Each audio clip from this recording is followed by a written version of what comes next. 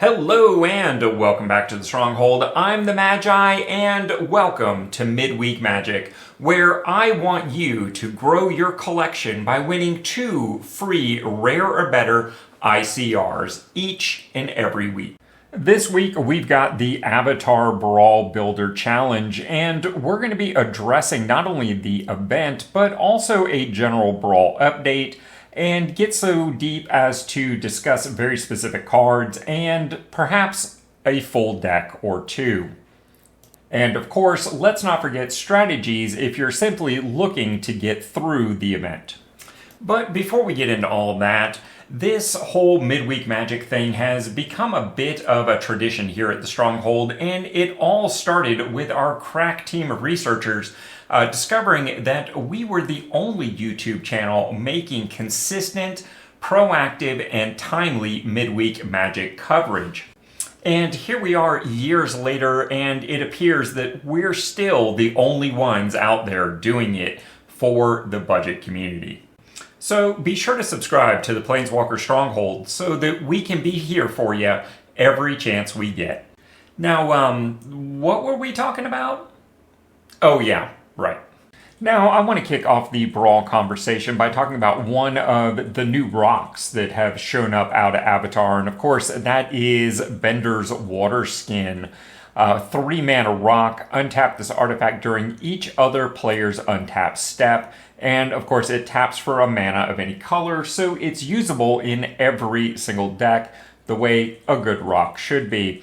Now, Bender's Water Skin did get a lot of hype during preview season, but primarily for Commander, where of course you have 3 opponents making a total untap on this 4 per turn cycle. It's not quite as good in 2-player Brawl, but it is a potential additional mana source each and every turn. I would not sleep on this, and as a common, this should be easily added to your collection just by opening even simply the free packs on Arena. I've also taken the liberty of adding this to the list of standard Brawl stars for those that maybe come in after the Avatar season. If you are new here around the Stronghold, you might not be aware that I actually encourage people to cheat when it comes to Midweek Magic. And one of my favorite cheat code cards is Heir Apparent. This is absolutely a gateway card to literally every single Midweek Magic event that will require you to bring a deck. This is one solution to many, many questions. And if you haven't invested in this or one of the other cheat code cards, I highly recommend you do so. Now, let's take a look and see which commanders from Avatar will work best with our favorite Heir Apparent. And Avatar has a lot to offer when it comes to white commanders for such a deck. The first one that comes to my mind is Suki, Courageous Rescuer. Only 3 mana, a 2/4 substantial body. Other creatures you control get +1/+0. Absolutely perfect for a go wide strategy. And of course, since our rabbits are always getting removed out of absolute fear from our opponents, whenever another permanent you control leaves the battlefield during your turn, create a 1/1 white ally creature token. This ability triggers only once each turn. So fun police aside there, this gives you another layer of protection for your go wide strategy, even if they start trying to use their turns to pick off one or more of your rabbits. Beyond that, Jet, Freedom Fighter, gives you a removal spell in your command zone as long as you have some bodies on the board. And, well, if you don't have bodies on the board, you're probably losing anyway. When they inevitably take out Jet, not only does he return to the command zone to be used again as removal, but he leaves a +1/+1 counter on up to 2 target creatures, so strengthening your board position in his wake. And lastly, another uncommon, Suki Kyoshi Warrior, 4 mana, X4, where her power is equal to the number of creatures you control. Whenever she attacks, create a 1/1 white ally creature token that's tapped and attacking.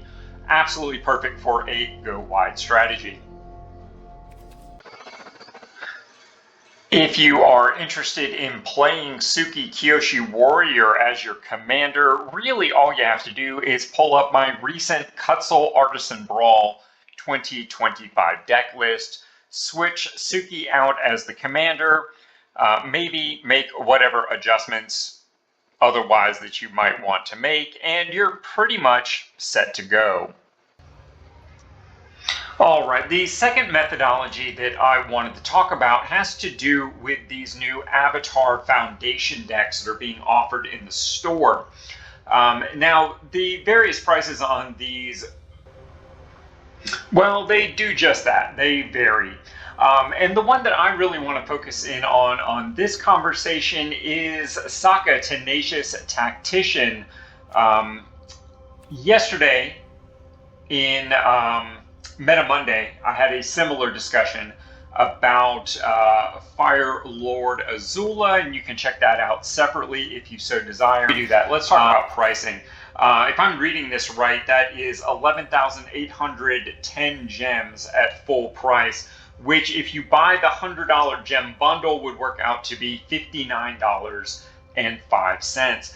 But because, of course, I already own some of those cards, they're giving me a discount. Their duplicate discount that they have listed here for the various things, bringing it down to 2,220 gems, which if we bought the 3,400 gem bundle, works out to $13.06 to own the cards in digital. Still quite a bit. But let's look at the details here. And as soon as I jumped in over here and I looked at all of these cards, I noticed something right off the bat. I own some of these cards that they're telling me I don't have. They're telling me I need an Evolving Wilds for this deck, and that's part of the 2,200 gems that I'm paying for. I need this Fabled Passage. The same could be said for many of the others here. Brainstorm, Consider. These are cards that I absolutely own. So I was a little concerned about what was going on here, because it became very apparent that while I own Brainstorm, I don't have the Avatar version of Brainstorm, which is what they're charging me for. So I decided to do a little investigation here. So I did just that. I made the deck card for card over on Aetherhub and then ported it into Arena so that it would fill out the deck as much as possible. And remember, when Arena wanted to sell me the deck, they wanted to sell me a total of 34 cards. So let's see now, after I use the cards that I actually have and having made no changes whatsoever to the deck list, how many wild cards would I actually need to use to build this deck? And the answer is 10. 5 uncommons and 5 rares. That's down from 34 cards that Arena wanted to sell me for purely cosmetic reasons. Now, I'm not going to actually craft these cards, because if you look in on some of these, like, let's see here. Here's an uncommon that I may or may not actually want in my collection. That's from the Direct to Eternal. Here's another rare that's in that same category. But the majority of these cards, I would say at least half of them, are actually cards from the main set that I have a good chance of opening. Not to mention things like River Pirate Burge, that I honestly don't know that I need to add this to my collection. I have plenty of red-blue dual lands that I can use, not to mention our usual tricks. So we could go from 34 cards to 10 to possibly as many as, or as few as, 0. If we really wanted to be particular as we craft this deck, and probably end up with a deck that is 100% as playable as the one that Arena wanted to sell us at a discount for more than $13, or without a discount for more than $59 US. So be smart, guys. Don't just hit purchase on these. Look it over and see what is actually going on here.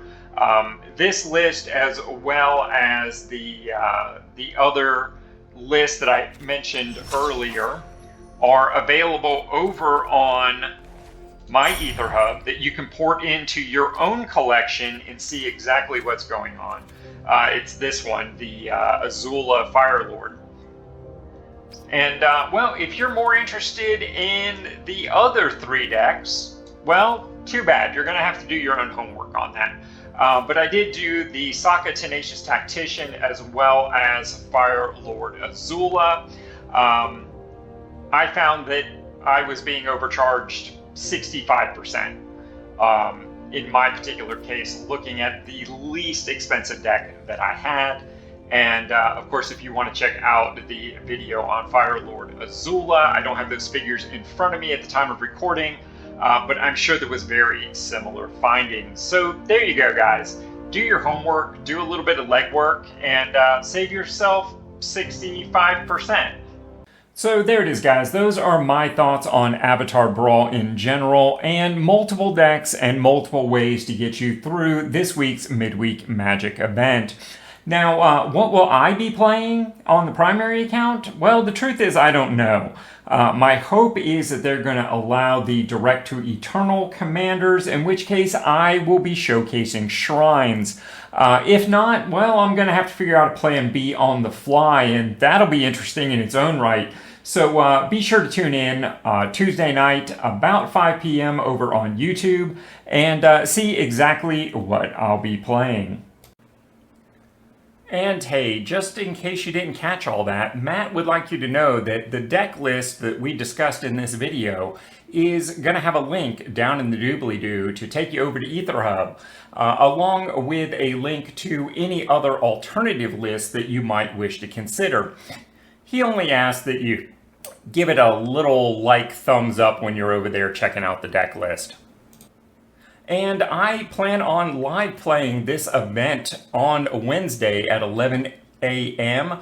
over on my Twitch channel. So definitely stop in and check it out.